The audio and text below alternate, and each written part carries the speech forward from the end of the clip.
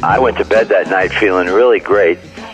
And the next morning, I get up, and about 9:30, the phone starts ringing, and it's all the record companies that had said yes the day before, telling us, "Listen, Tom, we got a pass." Oh, jeez. I said, "What do you mean you got a pass?" I thought we had a deal. And finally, Jerry Wexler at Atlantic told me the truth that Morris Levy, the head of Roulette Records, had called all the other labels and scared them and backed them down, and he told everybody that this is my record. Back off. Oh, jeez. and they did.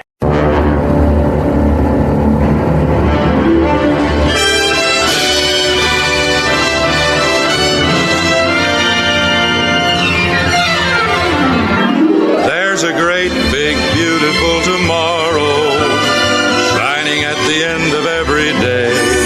There's a great, big, beautiful tomorrow, and tomorrow's just a dream away. Hey everyone, and welcome to another encounter with some groovy moments from the past.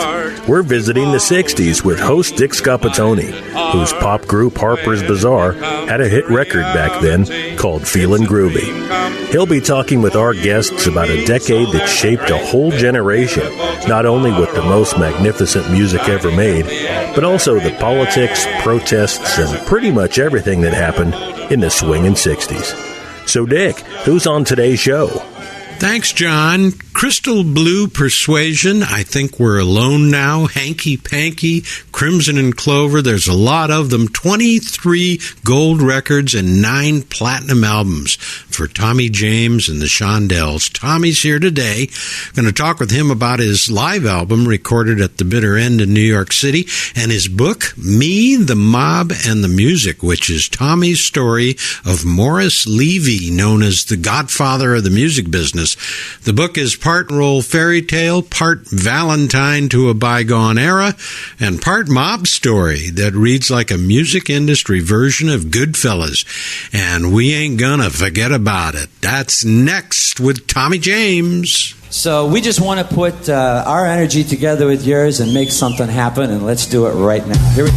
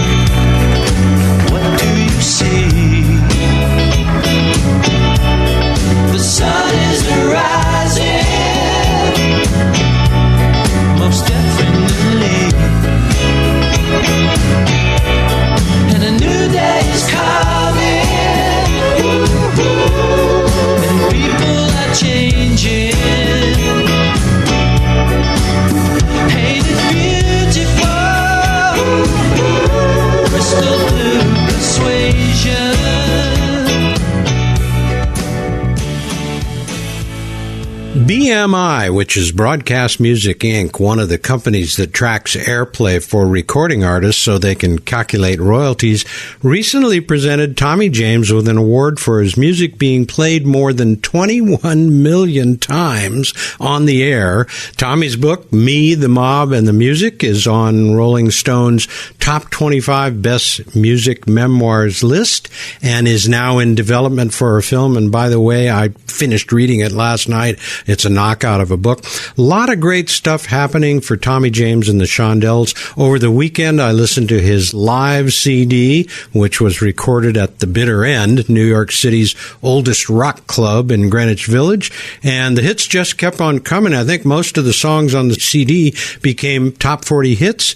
We're going to talk about that music and his association with Morris Levy, who started Roulette Records, the label that their first number one hit, Hanky Panky, was on. And we're probably going to hear a bit more about Morris Levy, also known as the godfather of the music business. So, Tommy James, welcome to America's Oldies But Goodies. Well, thank you so much. How are you? Oh, I'm doing fine, and I'm glad to have you on. And as I mentioned, I finished reading the book last night. Captivating read. Well, thank you. What's interesting, I saw bits and pieces of myself in there because so much of the early stuff that you were doing was the same thing that Harper's Bazaar was doing on the West Coast, and Sure. you were doing it on the East Coast.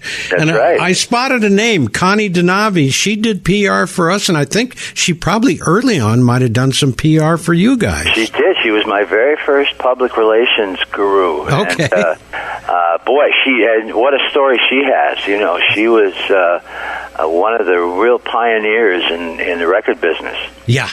She goes back, and I don't know I don't know how she might have started any connections on the West Coast. I know that early on, before Harper signed with Warner Brothers, we were with a small label in San Francisco, and there may have been a connection because there was a couple of DJs out of Philadelphia, Big Daddy Tom Donahue and Bobby Mitchell, who came to San Francisco and took over the noon to 6 slot on KYA, which was the big rocker in those days. Sure. And I think they might have known Connie anyway. I know you've got a lot of stuff going on. I've looked at your schedule, a lot of dates coming up, and we can talk about that. But let's start with a brief overview of your professional background, and let's begin with the years before your successful time in the music business. What was it like growing up? And tell me, because I got 3 different towns going. What was the main town you grew up in?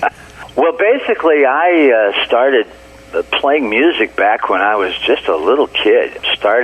My grandfather bought me a ukulele when I was 4 years old. And so I was learning things on the radio even back then. And I got my first guitar when I was 9, and I taught myself how to play. And that was an acoustic guitar, my first electric guitar when I was 11. Excuse me, I was 10. 10, and your first electric guitar at 10. At 10.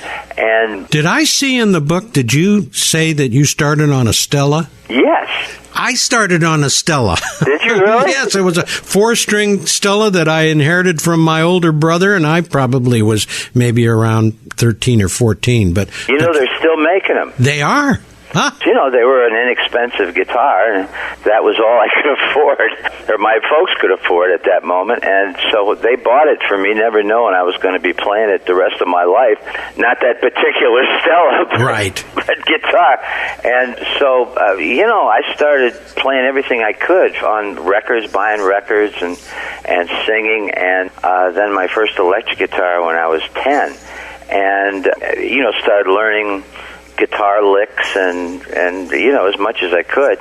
And then when I was 12 years old, I started my first band, and we were called the Tornadoes, and this is in my hometown of Niles, Michigan, back in 1959. Yeah, Niles, Michigan. Yeah, I was in 7th grade, and we started a little band to play the junior high variety show, which we did, and got such a tremendous response. We just kept the band together and started playing school dances and sock hops and things like that. Yeah. And I got a job at a record store in my hometown selling records, and I was allowed to promote my band out of the record shop, which was great. So we had 2 little label deals by the time I was out of school. One was with a label called Northway Sound, and we cut a little record called Long Ponytail. And when I was 16, we got a record deal on Snap Records, which was a local outfit. And one of the 4 sides that we did ended up being my first hit record, Hanky Panky. Wow. And you were 16. Yes. That's like a junior in high school. Yes. Okay. And so the record was released in 1964, and so it went number 1 locally, and it really kind of caught on, except we had no distribution, so we sort of forgot about the record after a while, and it came and went. And in 1965, I graduated from high school, and I took my band on the road, and we played, by that time, by the way, when we recorded Hanky Panky, we changed our name to the Shondells. Okay, yeah. And at that point, anything with an ELLS on the end of it sounded musical. Right, yeah. I'm trying to remember the Hondells. Gary Usher Hondell, that's right. Yeah. So anyway, I took my band on the road in '65, and we're playing clubs in the Midwest. And in early 1966, right in the middle of our 2 weeks, at a dumpy little club in Janesville, Wisconsin, the guy goes belly up. The IRS shuts him down for not paying his taxes. Jeez, the club owner. Brother. But that's how the good Lord works, because we were sent back home then, back to Michigan, and feeling like losers. But as soon as I got home, I got the call that changed my life. I got a call as soon as I got home from Pittsburgh, from the record distributor there, Fenway Distributors, who told me that this record I had done almost 2 years before that, Hanky Panky, had been bootlegged in Pittsburgh, and they sold 80,000 copies of it in 10 days, and we're sitting at number one. Amazing. That's just got to blow you away. Yeah, amazing. And that literally began my career. They asked me to come to Pittsburgh, which I did, and I picked up a local group to be the Shondells, because I couldn't put the original group back together. And a week later, we're in New York selling the master, and that's literally how my career started. One of the things I got from the book was there was so much activity, really all the way through the book, a ton of activity going on, a lot of movement happening.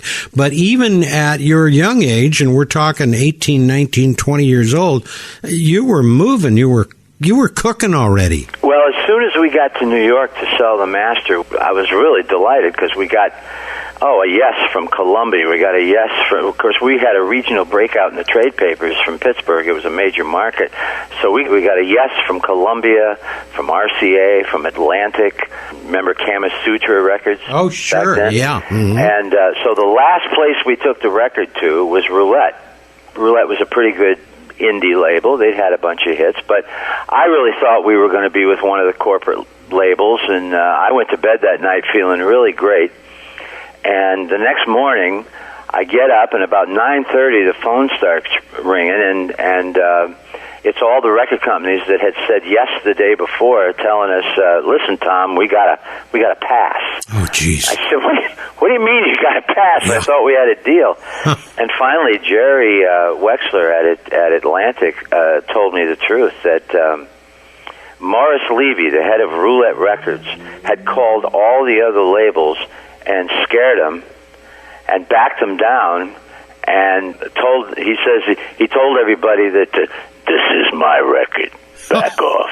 Oh, jeez. and they did. And so, we were apparently going to be with Roulette. It was the first offer I couldn't refuse. Yeah, what's amazing about that, and as I read the story, the whole Morris Levy story is absolutely fascinating, and it's right out of the movies, of course, to some extent. I suppose you could say The Sopranos. And I really urge my listeners, it's Me, the Mob, and the Music. You got to check it out by Tommy James. We'll talk about it more as we go along, but one of the things I noticed, and maybe just because I was a West Coast kid and we recorded in L.A., in those days, New York and L.A. might as well have been on two different planets. That's true. Things were completely different. I don't know how much early on for you that you actually got out to the West Coast, but did you have a picture of what was going on the West Coast while all the New York, New Jersey stuff was happening?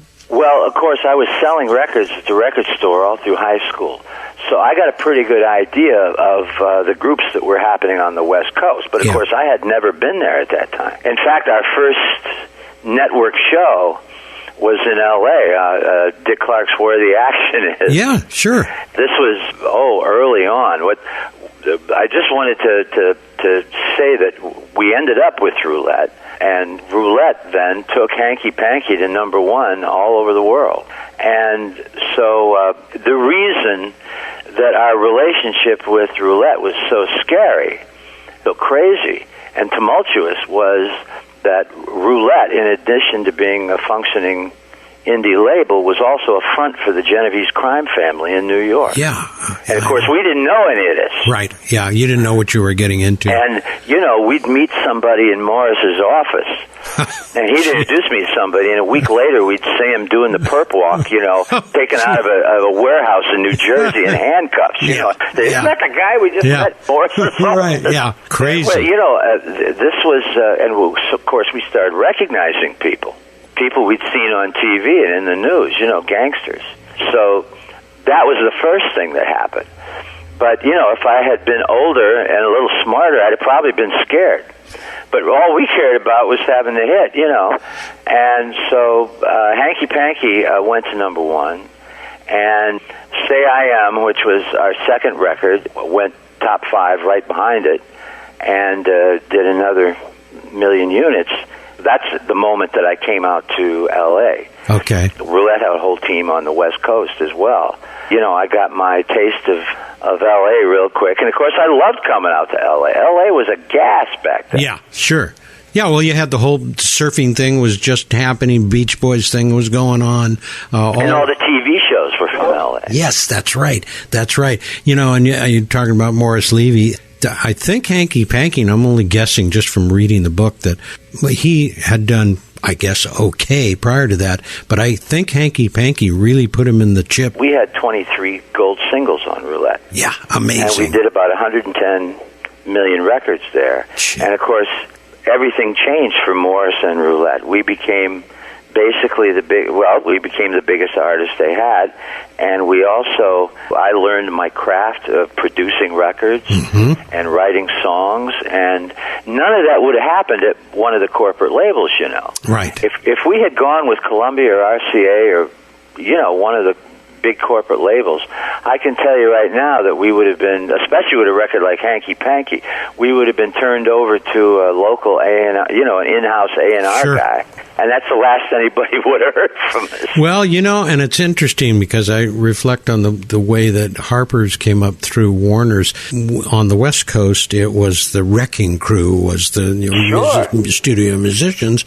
Warner's wouldn't allow us to play any of our instruments, and we didn't. On the first 4 albums, we didn't play any instruments until we finally... Were you the guitar player? I was one of the guitar players. I was the rhythm guitar player. I see. But our lead guitar player and our bass player rarely came to the studio because my singing partner, Ted Templeman, and I were the only 2 that were needed to lay the vocals down. Right. We didn't do anything with the music, so and that persisted through 4 albums. So I know what you're talking about. That was Warner's corporate style, where they really didn't discuss much with you. They simply said, "Here's your recording date." You were acts were disposable. I think so, and it kind of reminded me, probably, even though I wasn't old enough, of what it must have been like in the movie business, say maybe in the 40s, where you were, as an actor, you were just told, be here on such and such a date, and it didn't matter how famous you were. That had nothing to do with it. You were signed, you signed a contract,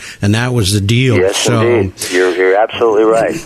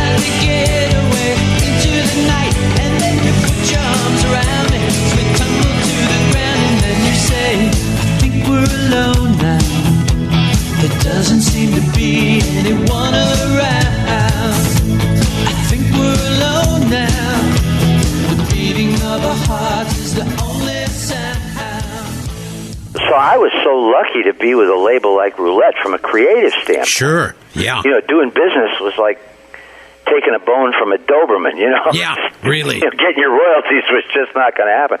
But on the other hand, we were having such monumental success at Roulette, and I was learning how to produce, and I was able to put my own production crew together.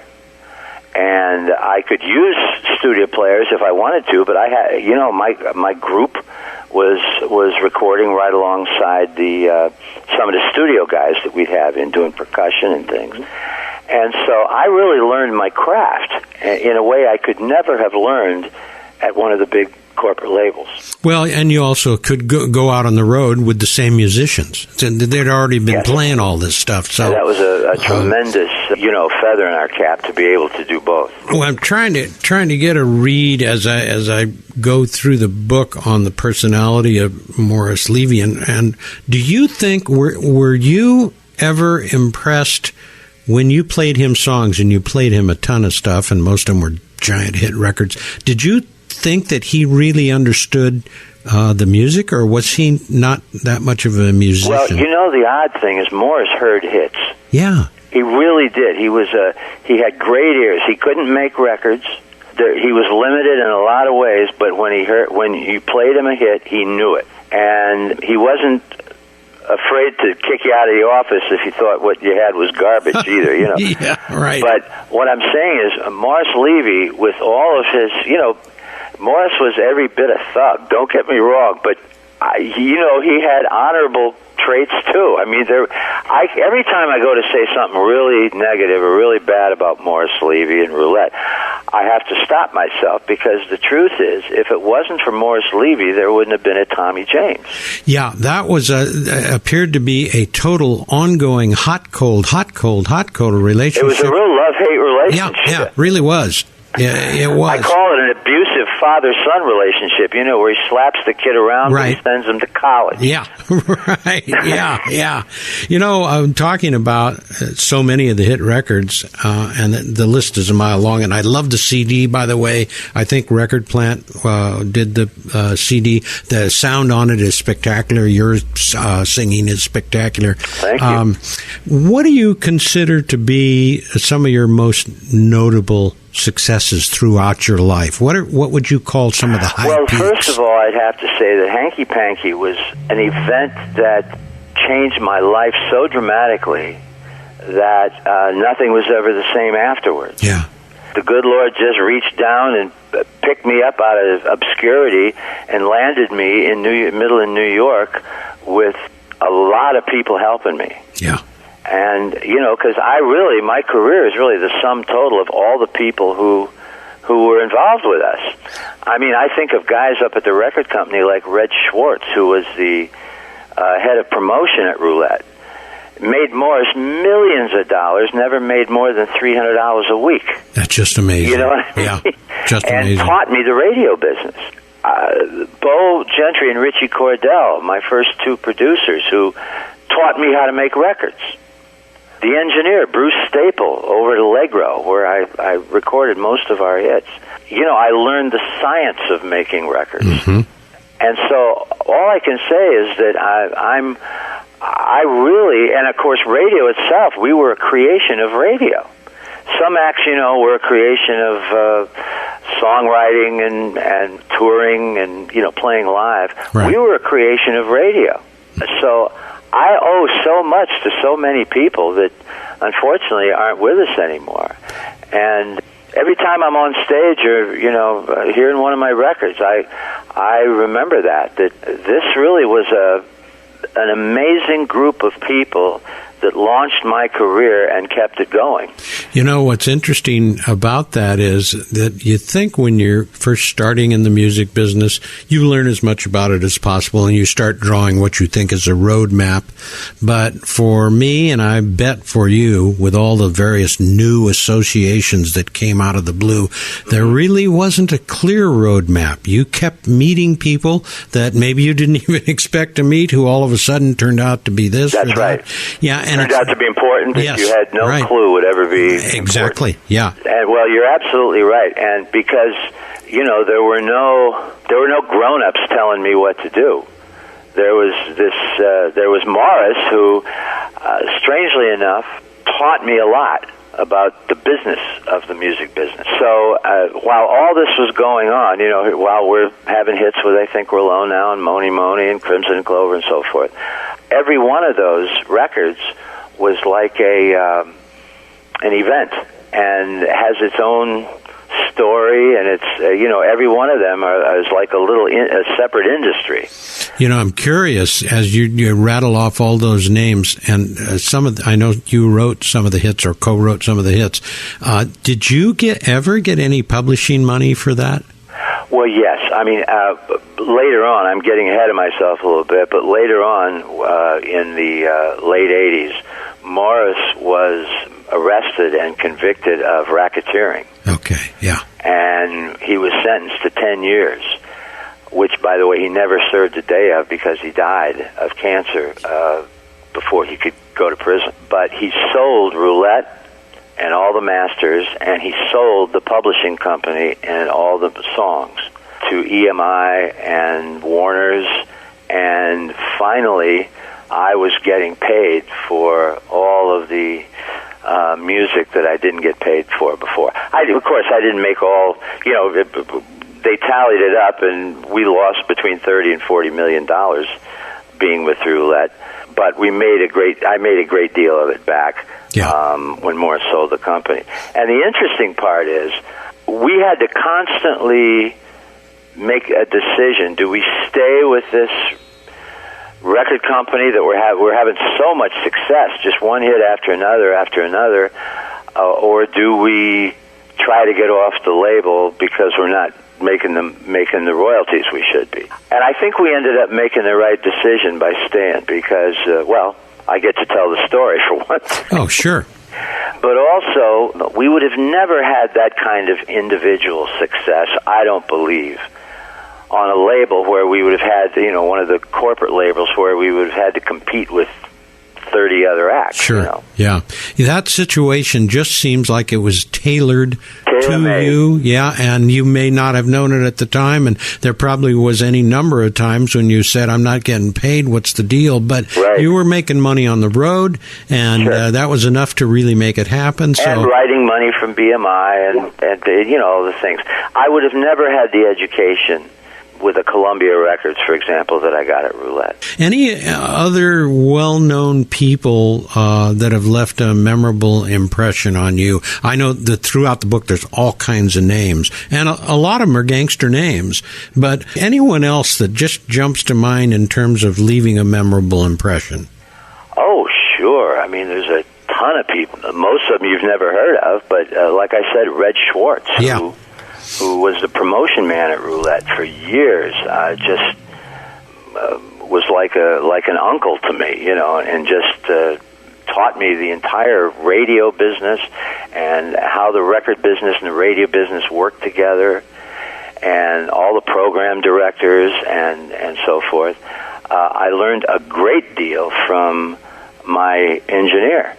Okay. Yeah. I learned how to craft. I learned my craft from my engineer, Bruce Staple at Allegro, who cut so many hits, other people's hits.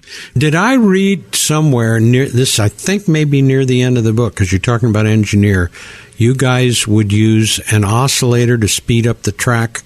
Mm-hmm. A little bit, okay. And what we used to do, and I was waiting to come across it in your book, and you mentioned it, we didn't use oscillators. We used what was known as wrapping. Wrapping the capstan. Yeah, you wrap a piece of tape around the capstan, and it speeds it up. That. Yeah. And I when I started to read the oscillator thing, I thought, I'll bet this is coming up, and it did come up. You referred to it. So, but we had, with Harper's, 5 wraps was a stock for us. Oh, is that? Ooh, that's a lot. Well, it's a lot, and actually it took Feelin' Groovy out of our live range, which didn't matter. People didn't know it anyway. Right. But we couldn't sing that high. It wasn't sounding like the Chipmunks, but it was approaching that. So somewhere in between. Yeah, right, exactly. Somewhere we were like the Aardvarks or something. Yeah. To this day, I use things that I learned in 66, 67, and 68, because we literally went from 4 tracks to 24 tracks in about a year and a half. Yeah, that's right. Sure. And then, of course, today with Pro Tools and all the digital gadgets we have in the studio, we would have killed for that technology back 40 years ago, 50 years ago. But I really, all I can say is that I have been lucky to experience making records from a historical standpoint, where I can see the changes that the business has gone through, both in the studio, with the technology, and in retail. What an amazing change there has been. In some ways, it's exactly the same, and in other ways, it's totally different. Well, and the other thing is, I think at some point, I can remember going from 2-track to 3-track to 4 to 16, etc. And with each one of those, it felt really great to us. However, if you were to reflect back on, let's go back to maybe early 1950s, probably before I was even listening to music, Hank Williams, not Hank Williams Jr., but Hank Williams, go on and Crazy Heart, I can't remember. So anyway, when you listen to those tunes, they're all in mono, probably no more than a couple of microphones in the entire studio. Sure. You could hear the bass, you could hear the guitar, you could hear all the parts crystal clear. Well, look at acts like Nat King Cole. Yes, right. Yeah. Some of the greatest recordings there ever were recorded mono. Yes, and when you think about it, so now you got 24 tracks or 100 tracks in front of you, or today 1,000 or however many digitally you want. Yeah. You can easily get into trouble, and at the end of an 8-hour mixing session, someone says, "What happened to the voices? Where did they go?" Because you keep bringing up the tambourine louder and louder, or whatever. You got all of that. That's right. Well, of course, my first record, Hanky Panky, was recorded mono in a radio studio, WNIL in Niles, Michigan. Wow. Yeah. And with a little tape reverb added, and that was it.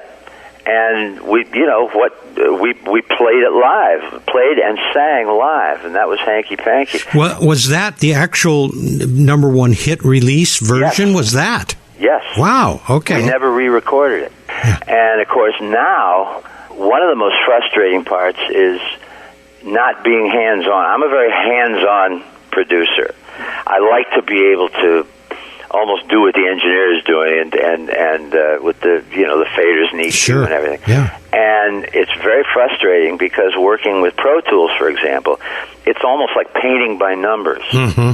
You have to go through the engineer, and it's like telling Rembrandt, "All right, now put a little orange up here." And have to work through somebody else's hand. So anyway, in so many ways, it's great though, because you never sing another flat note in your life, but it is frustrating. Well, it is, and when you have that kind of control, I think it can easily get out of hand, and you can overproduce the record. Yeah, you sure can.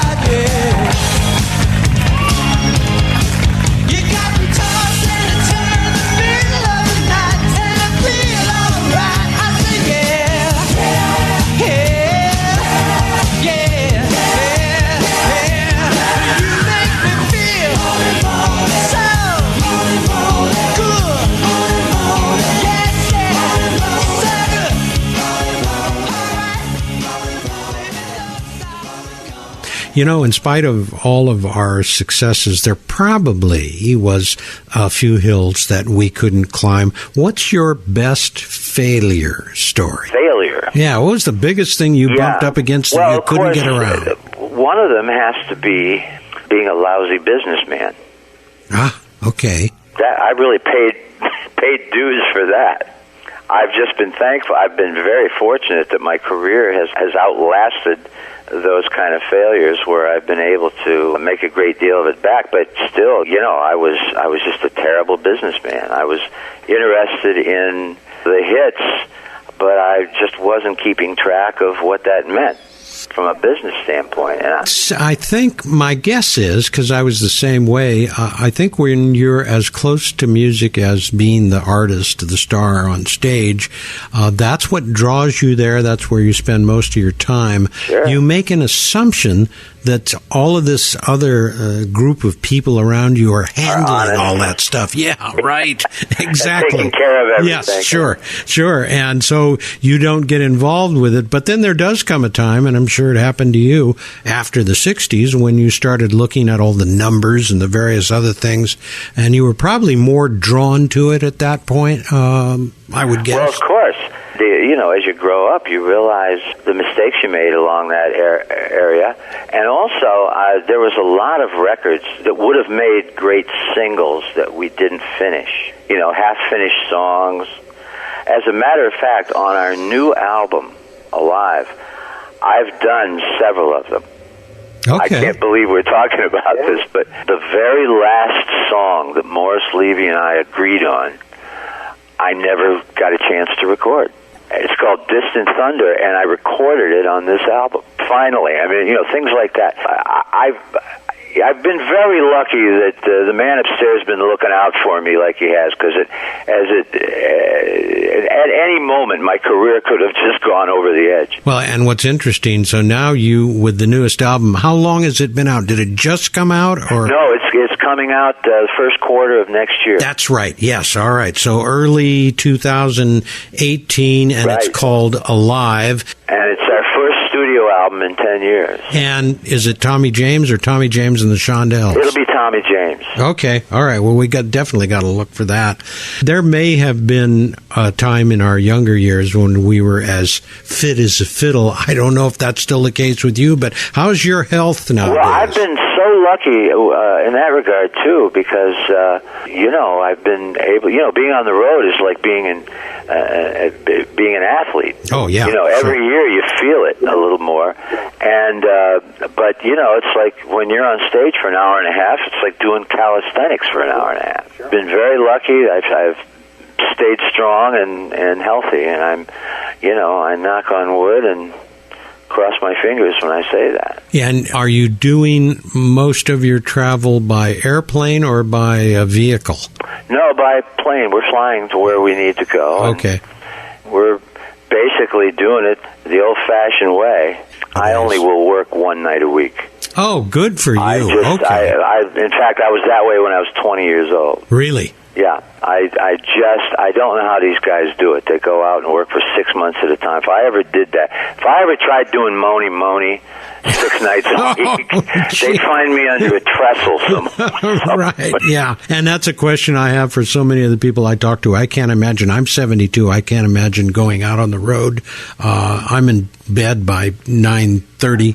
Well, guys, it's very important. I stopped smoking and drinking 31 years ago. Really? Yes, and I'm so glad. It made all the difference in the world. I'm a dull guy, but I'm still going. Yeah, you're still going. Well, I've been off cigarettes for 2 years as of 3 days ago. So, well, you can keep it up.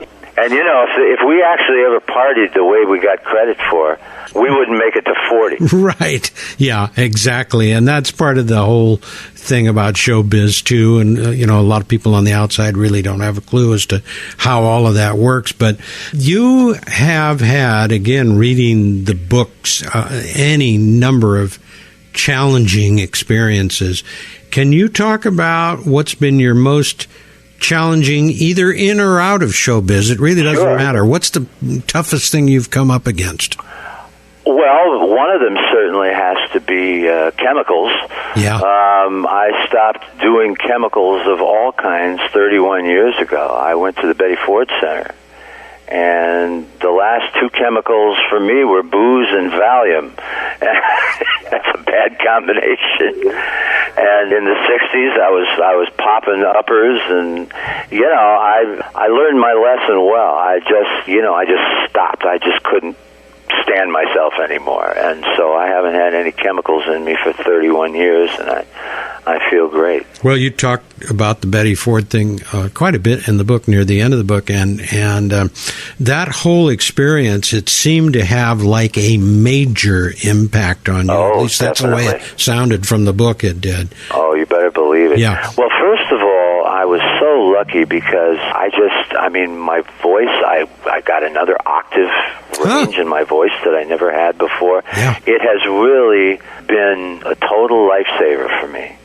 And the idea of there's 20,000 stories I could be talking about, all of the wonders of being completely clear-headed after you've been foggy-headed for so long. But what it really boils down to is that I really love what I do like I never have before. You know, as I get older, I think more about my philosophy of life, which is a pretty big question now, but wasn't even in my thinking back in my 20s. Would you be up for sharing some of the wisdom, including spiritual wisdom, that you've gained over the years? Of course.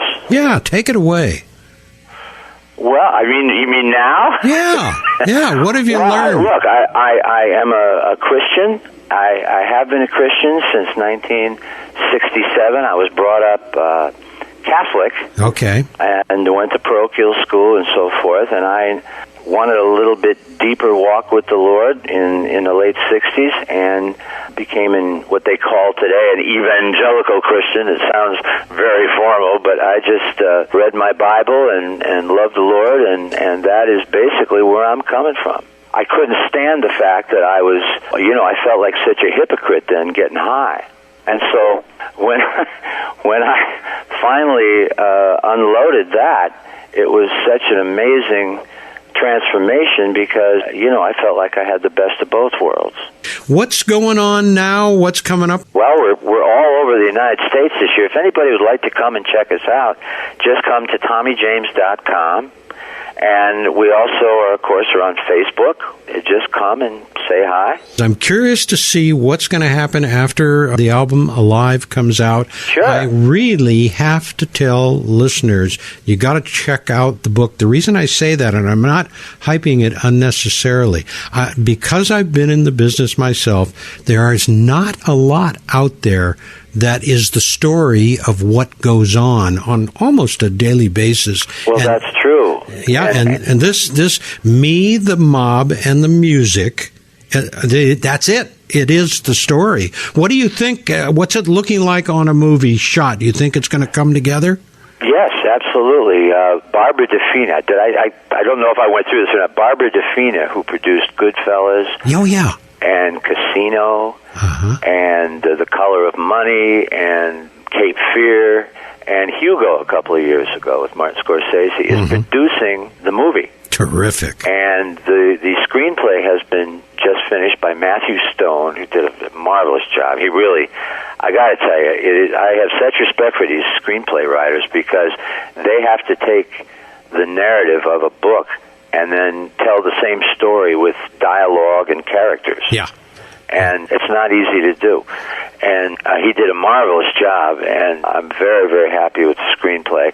And now they're choosing a director. I'm watching all this come together. I'm getting a great education watching this. It is amazing any movie ever gets made. Oh, I'm sure. With all the people that have to come on board, and each one is a separate negotiation, and a separate, everybody's got an ego, and everybody's got a schedule. We're probably looking at another, close to 2 years. I would think so. Any feel at all for the lead role? I mean, anybody in your mind? Well, the funny part is the two characters that matter the most in this story are going to be Morris Levy. Morris Levy is really the star of the show. Then a Tommy James character, and he's going to have to play guitar as badly as I do. That's one of the problems. All right, yeah. And then, it's funny. Jamie Foxx ruined it for everybody doing music movies because he played Ray Charles so great, and he sang and sounded like him. Yeah, I know. So now everybody's going to have to do it that way now. There's no more lip syncing, but the real story, of course, with Me, the Mob, and the Music is this scary and dysfunctional relationship between myself and Morris Levy, and that worked. It worked. Oh, absolutely. It worked, and it's a whole lot of stuff that has to come together. But I'm very excited about because it is a very compelling story when you get back. You don't think of it as being that compelling when you're living it, but But it is interesting when you step back and look at the story. Well, I was thoroughly captivated by it, in part because I've been to some of the things that you did, so I understood some of that. But I was also captivated by the East Coast thing that I was not familiar with, that was very predominant throughout the story. So what I'd like to do is, after Live comes out, let's say sometime maybe in the next 6 months or a little bit more, I'd like to get back to you, kind of get an update of what's going on with the new album. Absolutely. If we got any more info on the making of the movie. And so let's plan on a revisit at some point. I would be honored. And I've had a ball talking with you. There's so much information. I run into this a lot. There's not enough time in an hour to get everything. There literally isn't. And particularly when you've got a book like Me, the Mob, and the Music, that's like 3 hours rock bottom. So. Well, thank you so much. It was really great talking with you, and you certainly asked all the right questions. Oh, good. All right. Well, I'm glad you were able to come on, and we shall talk again soon. We will talk soon. Great. Nice talking with you. Good talking to you, too. Take care. Bye-bye. Yeah, bye-bye. Until next week, keep your face in a smile. It makes everything worthwhile. Bye-bye. You've been listening to America's Oldies But Goodies with Dick Scapatoni. Join us again next week for more memories from the good old days. In the words of Jerry Garcia, what a long, strange trip it was. The swingin' 60s. I'm John Berg. See you then.